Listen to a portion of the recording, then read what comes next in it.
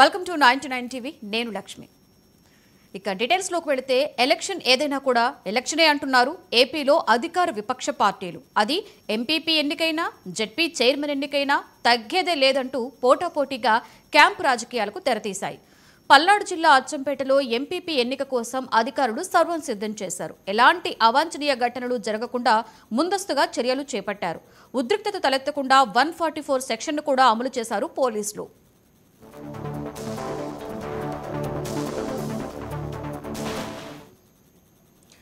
ఇక ఇదే అంశం మీద మరింత సమాచారాన్ని మా ప్రతినిధి కొండలరావు అందిస్తారు. కొండలరావు, చెప్పండి.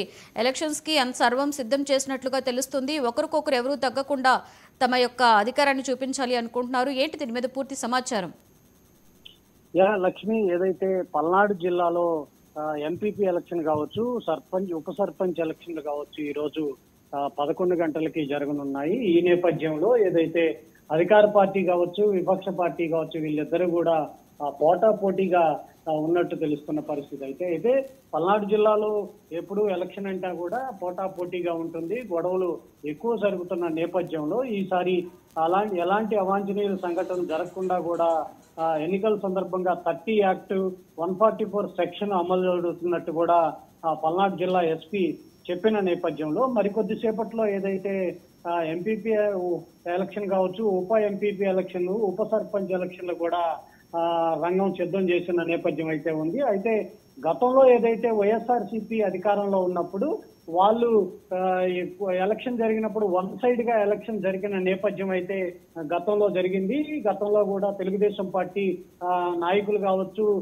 కార్యకర్తలు వీళ్ళందరినీ కూడా బెదిరించి ఎలక్షన్ చేశారంటూ కూడా ఆరోపించిన నేపథ్యంలో ఈసారి కూటమి ప్రభుత్వం అధికారంలోకి వచ్చిన తర్వాత ఏదైతే ఎంపీపీ ఎలక్షన్ కావచ్చు, ఉప ఎంపీపీ ఎలక్షన్ కావచ్చు, అన్ని కూడా చేజిక్కించుకోవాలని నేపథ్యంలో కూటమి నాయకులు కూడా ముందడుగు వేస్తున్న నేపథ్యం అయితే ఉంది. అయితే అచ్చంపేటలో కొద్దిసేపటి క్రితమే అచ్చంపేటలో ఏదైతే భాష్యం ప్రవీణ్, పెదకూరపాడు ఎమ్మెల్యే భాష్యం ప్రవీణ్ ఆధ్వర్యంలో దాదాపు 9 మంది ఎంపీటీసీలు వైసీపీ నుంచి తెలుగుదేశం పార్టీలో చేరిన నేపథ్యం ఉంది. వీళ్ళందరూ కూడా ఏదైతే ఉప ఎంపీపీ పదవి కూటమి చేజిక్కొచ్చుకోవాల్సిన నేపథ్యంలో ఇలాంటి కార్యక్రమాలు ఏదైతే కూటమి ప్రభుత్వం చేస్తుందంటూ కూడా వైసీపీ నాయకులు ఆరోపిస్తున్న నేపథ్యం ఉంది. అయితే వైసీపీ నాయకులు కూటమి ప్రభుత్వం ఏదైతే ఎలక్షన్ కి సంబంధించి నిబంధనలు ఉల్లంఘిస్తుందంటూ కూడా